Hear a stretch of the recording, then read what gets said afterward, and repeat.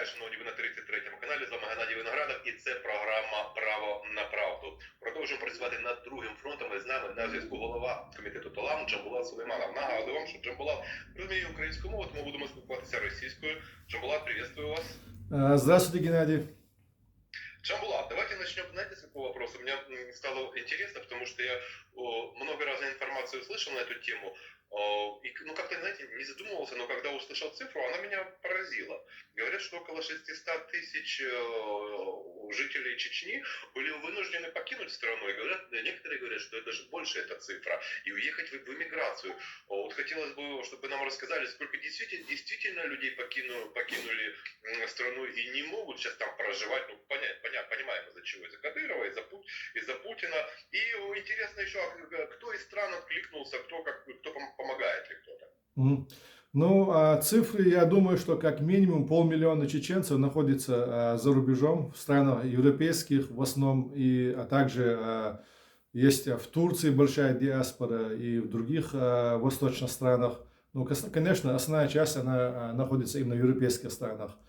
Наибольшая диаспора расположена во Франции и в Германии, также в Бельгии большая диаспора и в Австрии. В скандинавских странах чуть поменьше, но в общей численности чисто европейская диаспора чеченцев насчитывает где-то около 500 тысяч. Цифры 350 тысяч звучали еще лет 7-8 назад. Учитывая колоссальный прирост чеченцев, у нас тут семьи по 7-8 детей. Я думаю, что за 500 000 давно уже перевалило число чеченцев в Европе. А в мире, как вы сказали, может быть и 600 тысяч. Это вполне себе вероятная цифра. Слышал даже, что около 1 миллиона. Слушайте, это же, так понимаю, стихийно люди уезжали тоже там, все, что взяли с собой и поехали. А если тут, я просто немножко не понимаю, как там тогда было. Вот тут сейчас вот началась война, и там, ну, как бы европейцы начали помогать, принимать, там, ну, практически все страны ближайшие, так вообще больше, как у вас там оно все было, потому что, ну, 600 тысяч, даже 300 тысяч людей, как начинают выезжать, все равно их как-то надо целенаправленно, организованно встречать, где-то селить, где-то жить, это какие-то пособия, это какое-то, ну, какая-то, я не знаю, опека над этими всеми людьми. То есть это все происходит или нет? И как оно происходило тогда? Вот с началом войны в Украине был очень большой поток украинских беженцев, в основном женщин и детей. И я помню, я был на вокзале в Варшаве, там были специальные палатки, пункты приема украинских беженцев. То есть все было как-то более-менее организовано. С учетом того, что Европа уже имела какое-то количество украинских граждан, которые также брали к себе своих близких, родных, и чеченские семьи принимали, насколько я знаю, здесь украинское беженство, потому что они сами это когда-то проходили. Но для чеченцев в начале 2000-х это было несколько сложнее. Да, работали миграционные службы европейских стран, но незнание языков, отсутствие своих сограждан в те годы в странах европейских, это немножко усложняло нам задачу, и тем не менее как-то люди устраивались. Уже последующие потоки, им было чуть полегче, потому что уже те, кто пришли в первым потоком, они принимали своих родных и просто там знакомых. И, то есть все идущие последующие потоки, они как-то вот через помощь своих соотечественников было как-то легче, там, и с знанием языков, и знанием самих, как функционируют сами механизмы приема мигрантов. То есть каждым годом чуть полегче, ну и беженцев становится больше чеченцев, потому что давление на чеченский народ внутри Чеченской Республики, оно усиливалось. То есть оно так не имело там чисто такую амплитуду, чтобы все время поднималось. Да, то градус напряжения в Чечне повышался, то падал, и каждый раз это вызывало очередную волну беженцев. Интересно просто, я к чему еще спрашиваю, потому что отношение коллективного Запада, будем так его называть, в то время как в Чеченской войне, оно было, ну, такое себе. Сейчас мы осуждаем, осудительное.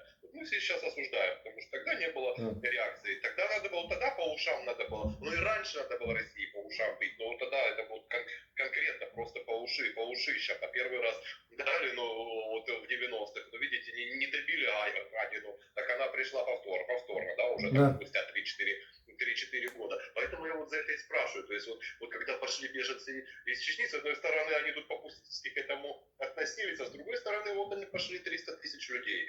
300 тысяч, мне просто интересно, ну, они, ну, не знаю, но с одной стороны, они должны были испытывать чувство вины, ну и как-то помогать, как-то этих людей устраивать. Была такая история или нет? Или они молча что-то делают? В европейских странах здесь с правами человека как бы на законодательном уровне все как бы верно, выверено, сделано. И есть специальные миграционные службы. В каждой стране они функционируют как бы по-разному. Но в общем суть механизмов этих инстанций, она где-то равна. А где-то есть лагеря для беженцев, например, Франция, она вообще не имеет такого института, как лагеря для беженцев. Их размещают сразу в каких-то отелях или в отдельных апартаментах. Это чтобы психологически не травмировать людей, которые и так подверглись каким-то проблемам у себя на родине. В общем, схема, она везде одинакова. Единственное, вот был языковой барьер, психологический барьер для беженцев первого потока. Но теперь уже давно чеченцы интегрировались как-то. То есть люди, которые понимают, как это все функционирует и помогают своим же соотечественникам, как я уже говорил. Но проблема в другом, что давление на чеченский народ внутри не прекращается. И, конечно же, это бросить все, выехать, продав последнее, продав свой дом или квартиру или участок, и тем более для чеченцев, народа традиционного, где имеет до сих пор значение там могилы предков, Семья, да. да, семья, родина. Последние 3 века обильно пролитая кровью чеченского народа. Для нас родная земля, это, конечно, для любого человека это самое дорогое, можно сказать, но для чеченцев это особенно какая-то вот особенная тема, родная земля, где веками шла борьба за независимость. Поэтому, конечно, все это трудно, и люди не просто так уезжают. Это не те люди, которые бегут от каких-то социальных трудностей, которые бегут за длинным рублем, как говорится. Это люди, которые вынуждены, и они идут в никуда на самом деле, особенно те, кто шли первыми. Сегодня, может быть, есть какое-то благо для чеченского народа, что есть такая большая диаспора за рубежом, и в последующем это может сказаться. Во-первых, мы перенимаем опыт европейских стран. Во-вторых, тут растут молодые чеченские кадры. В-третьих, мы стали более динамичными и более гибкими в плане восприятия ударов от Российской Федерации, от путинского режима, от марионеточного режима Кадырова, что это нам позволяет, когда чеченский народ, он не сосредоточен чисто как в концентрационном лагере в одной республике, а разбросан по миру, причем диаспора, она является крупной, это нам позволяет как-то выражать в этих стесненных ситуациях нашу политическую волю, проявлять. То есть это все-таки нам дает более широкий спектр возможностей.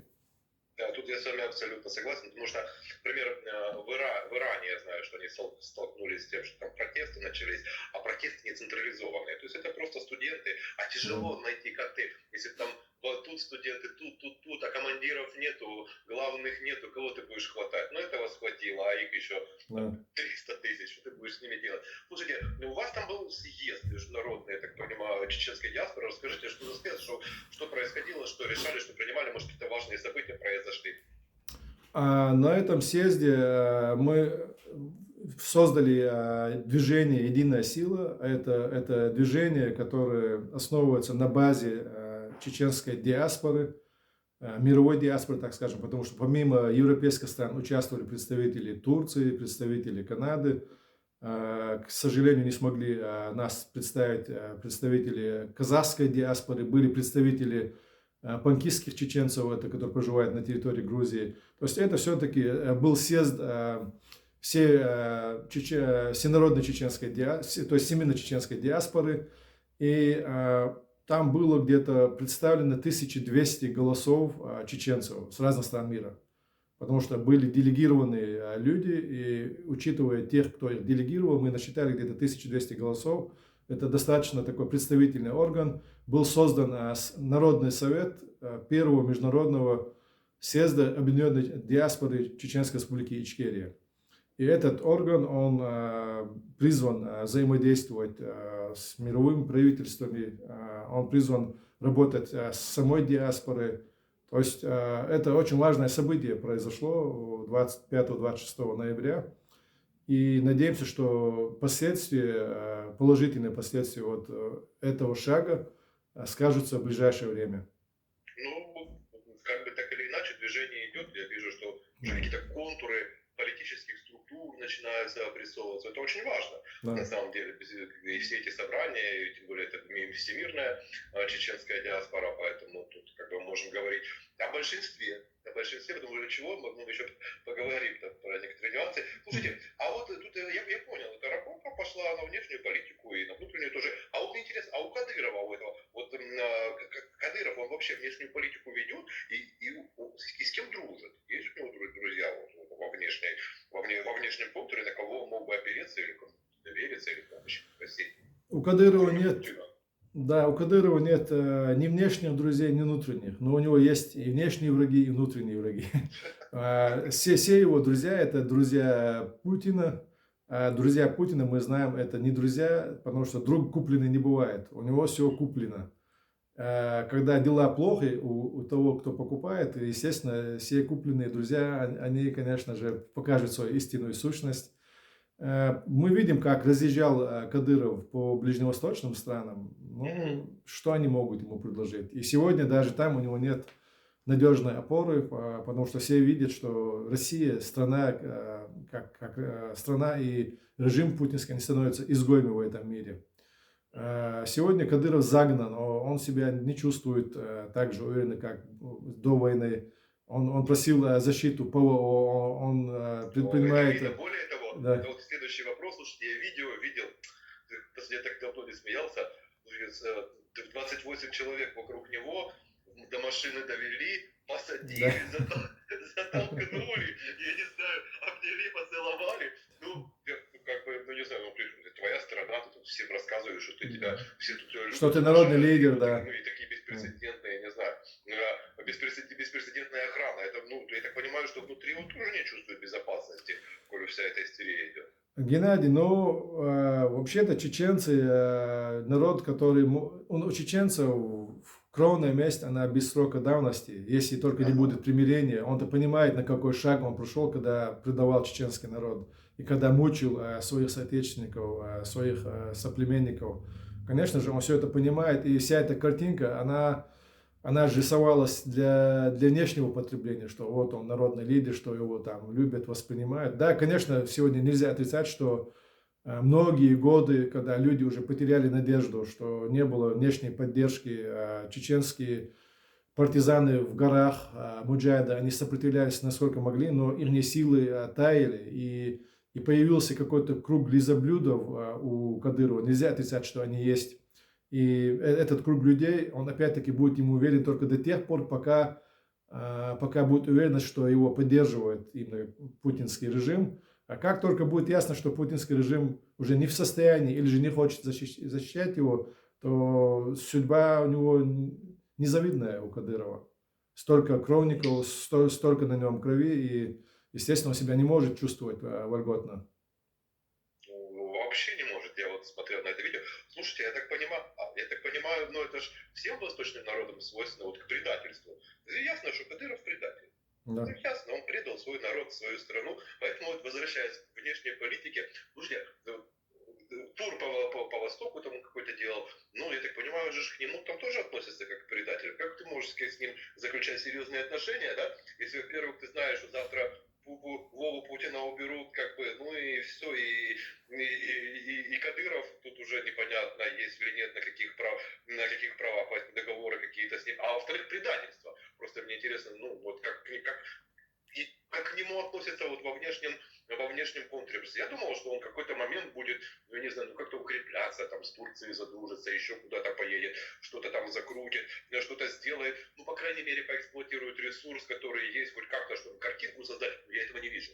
Или нет, или это происходит? Нет, Геннадий, мы много раз говорили о фигуре Кадырова, является ли он самостоятельной личностью или все-таки это марионетка. Вот я всегда утверждал и продолжаю утверждать, что Кадыров является абсолютной марионеткой Путина и что у него нет никакой самостоятельной политики. А если была бы, то, конечно, было бы логично, что он выстраивал бы какие-то отношения с другими странами и готовил бы себе какую-то запасную площадку, да, на случай, с учетом того, что сегодня происходит в России.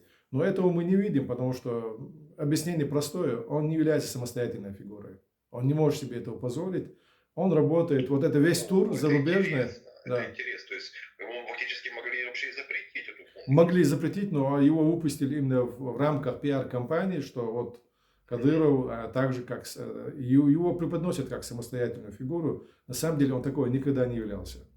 Вот так вот интересно, видите как. Так, ну и напоследок давайте поговорим, тут несколько важных событий. Давайте сначала вот с этого, я так и не понял, покушение на Тумсо. Там случилось, скажите, что на кого, за что, кто на кого покушался, чем это все закончилось, и потом поговорим о вашей истории с прокуратурой Закаева. Это отдельно на самый подсветок. Оставим сначала, давайте про Тумсо расскажите, что там, как, в каком оно...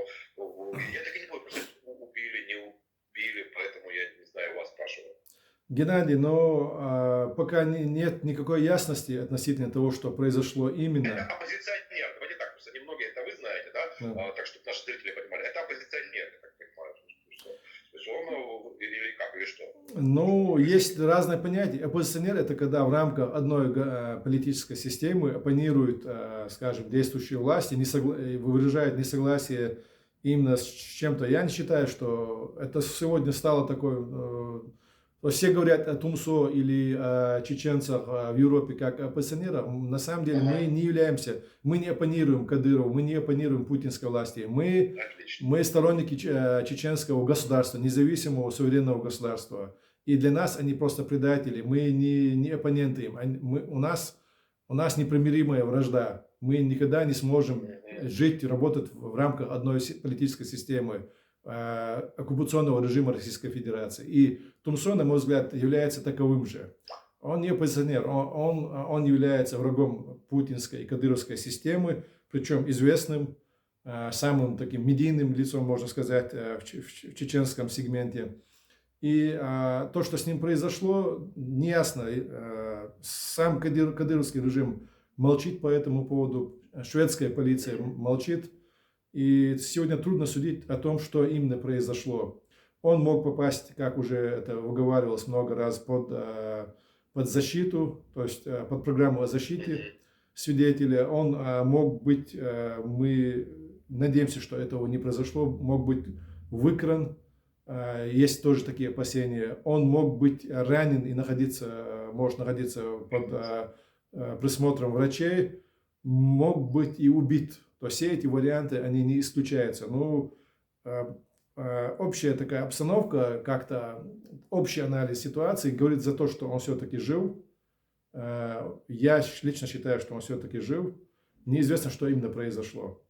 И другое как бы отношение, вот второй вопрос, который вы затронули, он связан и с... Да, Закаевская прокуратура. Есть даже версия, что именно Закаевская сторона могла быть причастна к его исчезновению. Но мне трудно судить об этом. Это все-таки, мне кажется, несколько такое... Вам претензии, расскажите, какие к вам претензии, Джамбула? Что они хотят? Я считаю несколько невероятность вот эту версию, то, что именно Закаевская сторона причастна к исчезновению Тумсо. Я не согласен с этой версией. Но то, что у Закаева лично и у его группировки есть претензии к Тумсу Абдурахманову, есть претензии к нам, но это уже очевидно, да. И в этой связи то последнее интервью Закаева украинскому телевидению, не помню уже какому, она вызвала сильное возмущение в чеченском обществе, в европейском, и даже у нас имеется тесные обратные связи с чеченцами в самой Чечне. При всех разногласиях политических нельзя так поступать со своими оппонентами, наговаривать на него, что он как бы был в системе кадыровской. В Чечне сегодня живут очень много людей, которые выполняют разные гражданские обязательства, и они не являются сторонниками кадыровского режима. То, что Тумсо выехал в 2015 году, вменять ему это как бы, это аморально, да, весь чеченский народ не может покинуть территорию Чечни, бежать в Европу, чтобы заявить о себе как о сторонниках независимости. В Чечне живут абсолютное большинство сторонников независимости, которые сегодня просто вынуждены жить, работать в этой стране. И Тумсо Абдурахманов до того, как он покинул Чеченскую республику, до 2015 года являлся одним из таковых. И это мы видим по его гражданской позиции, когда он покинул Чечню, по его политической позиции мы это видим.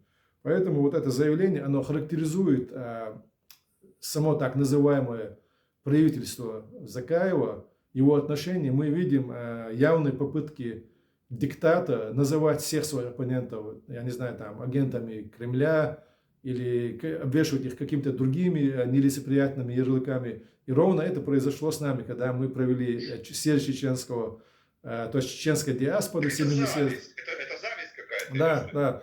А на самом деле то, что Тумсо создает партию, то, что он выражает свое видение, то, что у него есть какое-то видение будущего, у нас есть свое видение будущего, что есть плюрализм мнений, это на самом деле живой, нормальный процесс в любом свободном демократическом обществе. Да. И то, что Закаев противостоит этому, как раз таки характеризует его с отрицательной стороны, как человек, который привержен тем же методам, каким привержен кадыровский режим, тоталитарным методом, методом диктаторским. И причем есть политическая борьба, но и есть запрещенные методы в политике, когда на человека навешиваются ярлыки, его опорачивают и оговаривают таким образом, каким нельзя оговаривать. Вот можно сказать, что я не согласен с политикой человека, но из-за того, что ты с ним не согласен, обвинять его в работе на враждебную страну, вот это совсем уже как бы не по правилам. И то, что вот, прокуратура Закаевская, это вообще, и да, ну это из области, да, это комедийная ситуация, и только так сегодня все к ним относятся. Но мы понимаем, что никто не будет говорить там с Наполеоном шестой палаты, и вот где прокуратура, где ее адрес, и по какому уголовному кодексу все это проводится, куда заявиться, я не знаю, или с повинной, или хотя бы с желанием защитить себя. И почему эта прокуратура не занимается откровенными предателями, которые были в кругу самого... преступлениями российской, да, режима Кадырова, конечно. чеченского народа. Вот первое, чем должна заниматься Да. эта прокуратура. Да, прежде всего должна этим заняться прокуратура, но мы не видим, там всего где-то 30 с чем-то каких-то постановлений, и все они связаны почему-то с оппонентами Закаева, но никак не с врагами ичкерийского государства независимого. Вот это уже как бы само за себя говорит. Ну, тут я с вами согласен, вроде взрослый человек, он, ну, не знаю, как ребенок. Я благодарю вас, Джамбулат, что присоединились к нам и к нашему сегодняшнему эфиру. До новых встреч, очень рады были вас видеть. Спасибо, ждем новых встреч. До свидания. А наша